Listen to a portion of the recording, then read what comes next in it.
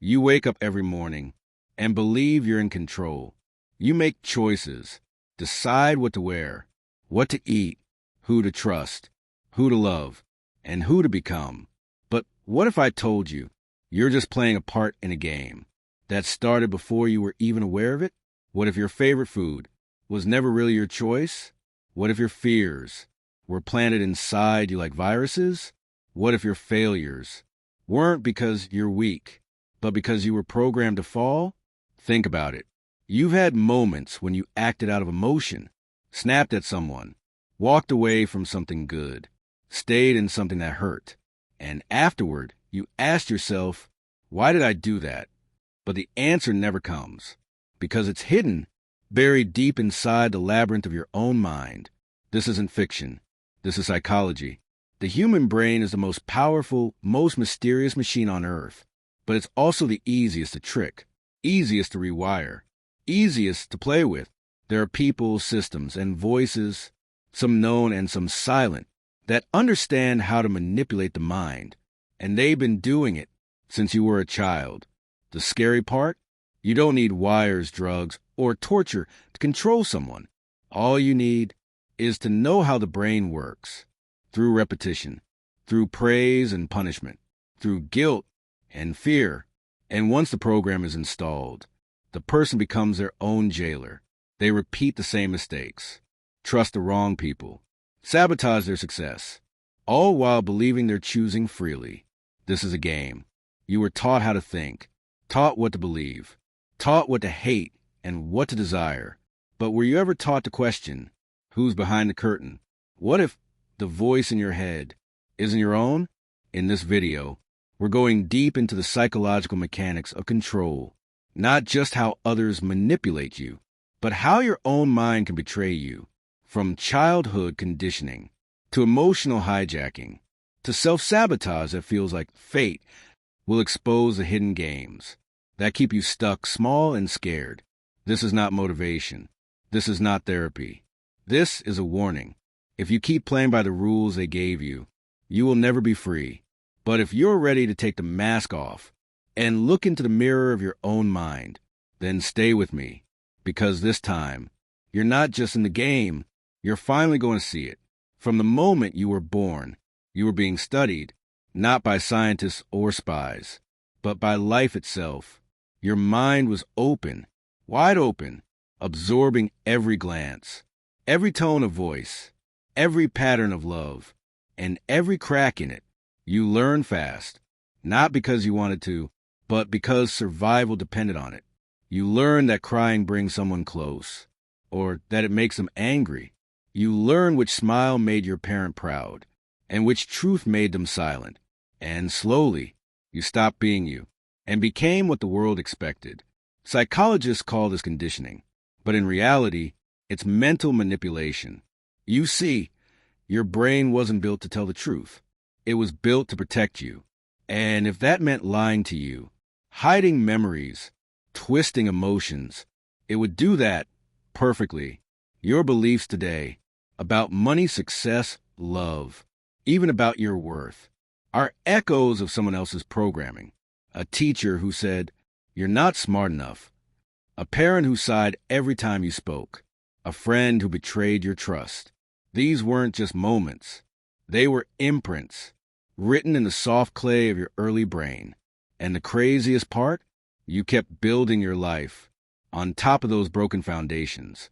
Have you ever wondered why you keep ending up with the same kind of partner? Why you sabotage happiness the moment you find it? Why peace feels boring? Why chaos feels familiar? That's not coincidence. That's not personality. That's programming. Someone, somewhere, installed the idea that love must be earned, that failure means you're worthless, that trust is dangerous. And once those beliefs are in place, the brain does what it does best. It protects the system, even if it destroys you in the process. It filters your reality. It makes you notice rejection and ignore acceptance. It pulls you toward pain and makes you fear peace, because pain is familiar, and the brain loves the familiar. This is the dark genius of mental manipulation. It doesn't just control your thoughts. It makes you think those thoughts are your own. So when you fail, you blame yourself. When you suffer, you think it's fate. And when you cry alone in silence, you whisper, I'm just broken. But here's the terrifying truth. You're not broken. You're wired.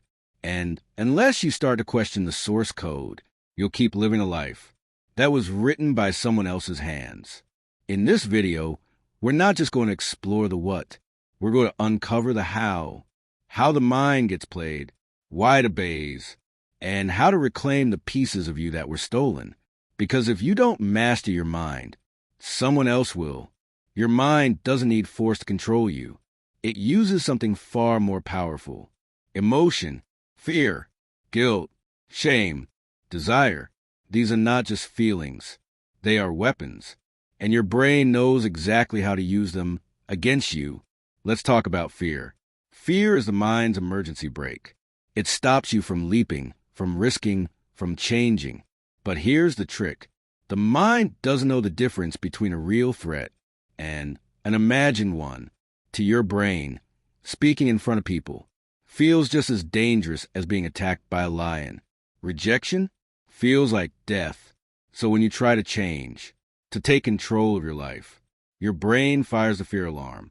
You can't do this. You'll be humiliated. What if you fail? It's not trying to hurt you. It's trying to protect the version of you it understands. The old you, the programmed you. Now, let's add shame into the mix. Shame is fear's twin, but it goes deeper. It doesn't just say, you did something wrong. It says, you are something wrong. That whisper in your head that says, you'll never be enough. That's not your voice. That's a script installed long ago by someone who didn't understand your worth or was too broken to see it. And then comes guilt. Guilt tells you that your needs are selfish. That saying no is cruel. That putting yourself first is wrong. So you overextend. You stay quiet. You shrink until one day you look in the mirror and don't recognize the person staring back. And what about desire? The mind doesn't suppress all pleasure. It just hijacks it. It makes you crave things that numb you, that distract you, that feel like love, but leave you emptier than before. Addictions, toxic relationships, endless scrolling, compulsive behaviors. Not because you're weak, but because your mind found a shortcut to silence the pain. Emotion becomes the leash, and you the obedient subject, controlled not by chains, but by invisible commands whispered from your subconscious. And what's most disturbing, you don't resist, you justify. You call it just who I am. It's my anxiety. It's my trauma. It's my nature. But what if it's none of those? What if it's just a program, running in the background, doing its job, while you pay the price? You weren't born afraid. You weren't born ashamed. You weren't born guilty. These were downloaded, installed, conditioned, and if they were programmed in, they can be rewritten. Have you ever asked yourself, why do I keep ending up here? Why do I always choose the wrong people? Why do I sabotage the good things in my life? It's not coincidence. It's not bad luck. It's the loop. Your brain is not wired for happiness. It's wired for familiarity. And it will always pull you back to what it already knows, even if what it knows is pain. That's why someone abused in childhood may find comfort in toxic relationships. Why a person raised in chaos will create drama just to feel alive. Why success feels wrong and failure feels like home. It's not logical. It's biological. The neurons in your brain fire in patterns. Each time you repeat a behavior, a belief, a reaction, you deepen a neural groove. And the deeper it gets, the harder it becomes to escape. Eventually, you're not making choices. You're following scripts. And here's the dark truth. Most of these scripts were written before you even understood what a script was. You didn't choose them, but now they run you. A person hurts you. You forgive too fast. A door opens. You hesitate and watch it close. A dream emerges, and you talk yourself out of it before it can breathe. You don't need chains to stay stuck, just familiar pain. And if you don't pause, if you don't interrupt the loop, you'll live the same year over and over and call it a life. You'll chase love that wounds you, careers that drain you, goals that were never yours to begin with. Why? Because your inner world was programmed to seek out what your outer world reflected. But what if you became the glitch? What if you noticed the pattern and refused to play it? That moment, when you pause before reacting, when you ask, wait, is this me? Or is this the loop? That moment is awakening. It's not comfortable. Your brain will fight it because change means death to the old identity, but it's the only way forward. And here's something no one tells you. You don't break the loop once. You break it every day. Every moment you choose awareness over autopilot, truth over comfort, freedom over familiarity. This is a battlefield, and it's inside your head. Your mind doesn't just react. It protects something, a belief, a version of you, a story, even if it's false. This is a lie. This is who I am. But what if it's not? What if that voice that says, I'm not good enough, I'll always be this way, I'm broken, isn't really you? What if it's just a defense? A defense designed to protect a fragile system, the identity you were handed, not the one you chose. See, your identity isn't just a reflection, it's a prison, and your brain guards it like a soldier. Try to change, it resists. Try to grow, it panics. Because every shift in who you are means death to who you were. And the mind fears death more than anything else. You say, I want to be confident. But your mind says, wait, we're the anxious one. That's who we are. You say, I want love. But your mind whispers, don't forget, love equals pain. Remember, this isn't sabotage. It's protection. Twisted, primitive, but real. Because the brain doesn't care about happiness. It cares about survival. And survival means holding on to the script, even if it's killing you. So you become the mask, the role, the character everyone recognizes, even when it hurts, even when you're screaming on the inside, because at least it's known, at least it's safe. You walk into a room and play the quiet one. You stay small, even when you're powerful. You apologize just for existing, not because you're weak, but because the story in your head says that being more is dangerous. That's how identity hacking works. The lie was planted years ago. You watered it, fed it, believed it, and now it wears your face. But here's the truth. You are not your trauma. You are not your labels. You are not your past. You are the one watching all of it from behind the eyes. And the moment you see it, really see it, the illusion begins to crack. That's when fear comes. Not because you're broken, but because your mind knows the truth is rising, and it can't hide anymore.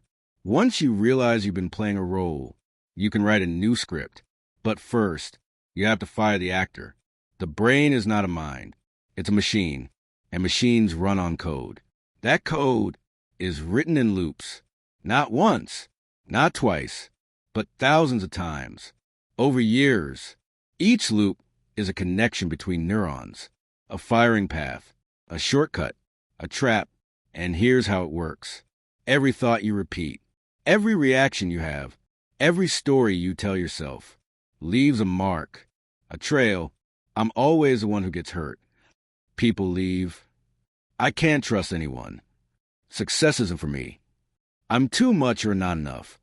Repeat it enough times, and it becomes a groove in your brain, a deep automatic path, like a road paved with trauma and familiarity. You walk it without thinking, because the loop thinks for you. And the brain, it loves loops. They conserve energy. They save time. They feel safe, even when they destroy you. Because once a loop is created, the brain resists anything that interrupts it. Try to build a new habit, the loop pulls you back. Try to set a boundary, the loop screams, you're selfish. Try to speak your truth, the loop whispers, stay silent. Don't risk it. You're not choosing anymore. You're running code. And the scariest part? That code can survive your awareness. You can know the loop exists and still fall into it over and over because knowing is not enough. You must reprogram, not with willpower, but with repetition. The same way the loop was built. Slow, daily, ruthless. But first, you have to notice the pattern. And to notice it, you have to feel the pain of it. Most people don't want to do that. They distract. They numb. They scroll. They run. But the loop doesn't care if you run. It will follow because the loop isn't outside you. It is you. Or, at least, it pretends to be. You want change? Then you have to confront the most terrifying idea. You are not who you think you are. You are who your loop trained you to be. And now, you have to decide if you're brave enough to rewrite the code. What if I told you the patterns you hate in yourself aren't flaws? They're echoes, traces of unfinished survival. They were formed in moments of fear, pain, loneliness, and now they just repeat, not because you're broken, but because your brain thinks. It's keeping you safe. You react without knowing why. You sabotage good things. You chase what hurts. You avoid what heals. Pause. Soft whisper. It's not weakness. It's programming. And every time you fall back, you blame yourself. Shame floods in. I should know better. I always ruin it. Maybe I'm just too damaged. But here's what no one told you. You can't outthink a wound. You have to face it. That's how the pattern breaks. Not with force, but with truth. The first step is seeing it clearly, without judgment. What's the loop? Where does it lead? What lie is it protecting? The second step is to feel what you've never allowed yourself to feel. That grief you buried, that anger you swallowed, that fear you call strength. Because emotion is the glue that holds the pattern together. Release the emotion, and the structure begins to shake. It's terrifying, yes, but it's the beginning of freedom. Most people never get here. They live their whole lives inside loops they didn't choose, wearing masks they didn't design. But you're here now, watching, listening, remembering. And that means the spell is already breaking. Because once you see the pattern, you can't unsee it. Now comes the hardest part. Rewiring. Not in a moment, not with a quote, but every single day. New choices, new thoughts, new actions, even when it feels fake. Especially then, because your brain needs proof, repeated proof, that you are no longer who the pattern says you are. You must become the interruption, the one who stops, pauses, breathes, and chooses differently, even when your entire nervous system screams. Just go back. It's safer there. That's the moment you rise. That's the moment you change. Not loud, not dramatic, but real and irreversible. You think you're in control. You wake up, make your choices, plan your life, move forward. But what if that's a lie? What if most of what you call free will is just reflex, a conditioned response, dressed up as a decision? You think you chose that relationship, but really your childhood attachment style did. You think you picked your career, but really your fear of failure, your need to prove something, made the decision for you. You think you forgave them, but really you just repressed the rage and called it peace. Pause, whisper. You didn't choose. You reacted, and reactions are not freedom. They are the echoes of a brain that was programmed to survive, not to thrive, not to be happy, just to stay alive. That's the mind's priority. Safety over joy, familiarity over truth, comfort over growth. And so it builds illusions. It whispers, you're in charge. You've got this, while secretly pulling every string behind the curtain. That's why you sabotage love, why you chase validation, why you shrink around power. Not because you want to, but because the mind is using old data to run a new life. Brief pause. Music darkens slightly. This is the tragedy of the human mind. It can adapt to anything, even its own suffering. So who's pulling the strings? A parent's disapproval you never processed. A betrayal that rewired your trust. A childhood where being quiet meant staying safe. You call it personality, but it's a survival script. And the deeper you go, the more you realize you are not the puppet. You are not even the puppeteer. You are the child who learned to dance so the world wouldn't break you. But you're not that child anymore. And if you want real control, you have to reclaim the parts of yourself you abandoned to survive. Imagine carrying a heavy armor, invisible to others, but crushing your spirit. This armor is your emotional shield, built from years of pain, rejection, and fear, a mask to hide vulnerability. You wear it to protect yourself, to survive the world's harshness. But every layer adds distance, from your true self, from others, from peace. It starts small, a smile when you want to cry, a joke when you feel lost, a wall when you want to scream for help. Over time, the armor thickens.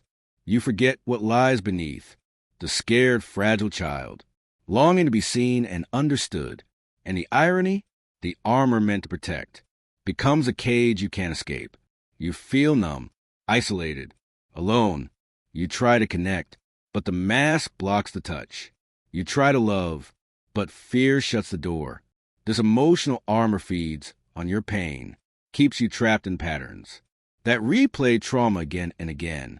The hardest truth is, the only way out is to take it off, piece by piece, moment by moment, to face the raw feelings you've hidden away, to let yourself be vulnerable, to risk the pain, for the chance at real freedom. It's terrifying, yes, but also the only path to healing, because beneath the armor is your true self, waiting to be free. And once you begin to shed the mask, the world shifts.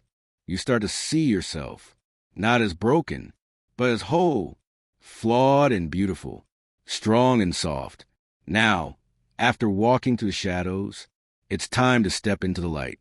Reclaiming your mind is not about quick fixes or magical solutions.